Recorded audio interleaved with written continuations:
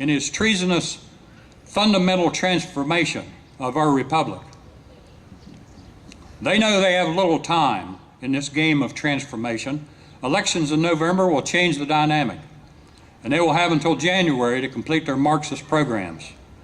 No attention will be given to the trillions of dollars in debt added to an already staggering burden, and no quarter granted to the Constitution, the Declaration of Independence, or Americans to whom the founding principles are the most sacred philosophy of government.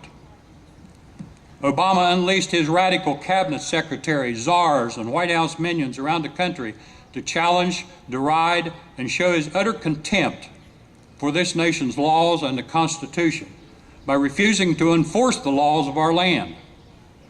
Obama's rule by decree and edict has replaced the rule of law. Likewise, our elected representatives in Congress show no allegiance to the Constitution. Rather, they react with contempt when asked any questions about their authority to enact legislation that is clearly in conflict with our founding constitutional principles.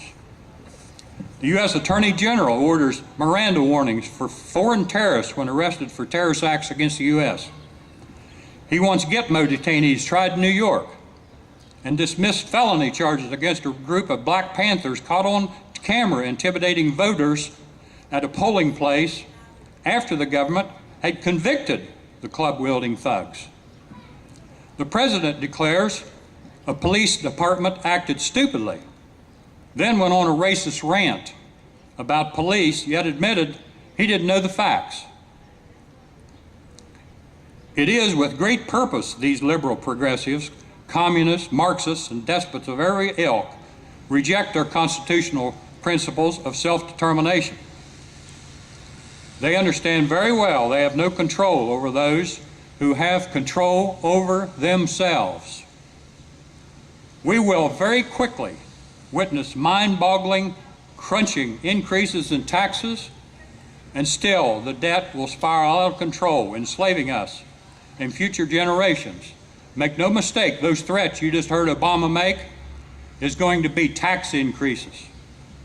Obama demands fundamental change to a country so revered by the world, people risk and indeed give their lives coming to these shores for just a chance to succeed and be a part of this greatest experiment in history. He wants fundamental change in a country that has historically led the world in job creations, opportunities for its citizens, creation of wealth, standards of living, science, medicine, and any other positive force to which people could hope. Above all, liberty is the constant which has allowed for our success. The President of the United States believes these are things for which we should apologize, not celebrate. No person with even an elementary desire for freedom and self-determination could support any progressive politician if they examine the results of liberalism in America. As an illustration, look to the largest cities and states in this country for the failed socialistic policies. Crime, corruption, abject poverty, high taxes, high utilities, high prices, housing shortages, rampant crime. These are all the rewards for sowing seeds of progressive liberalism and Marxism.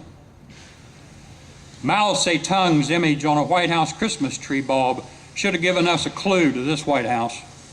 If not, maybe Obama's circle of friends and his cabinet replete with communists, Marxists, socialists, terrorists, racists, radicals from every walk of the left-wing life hold sway over this President of the United States.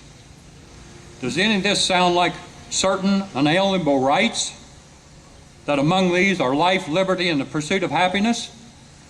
Or does this sound like a government responsible to the people, or a people in fear of their own government? Today we gather here to celebrate the birth of the greatest country in the history of civilization.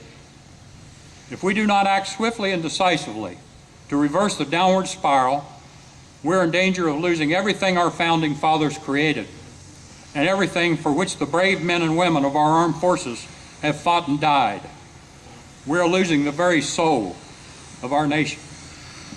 In closing, I'd like to thank all the veterans for your service and sacrifice to this great land. Without you, we couldn't be here. Finally, we need a Congress like the Continental Congresses, dedicated to liberty, not tyranny. It is time to proclaim a new Declaration of Independence. This time, we need independence from our own government. Happy birthday, America. Now let's take back our country. Thank you.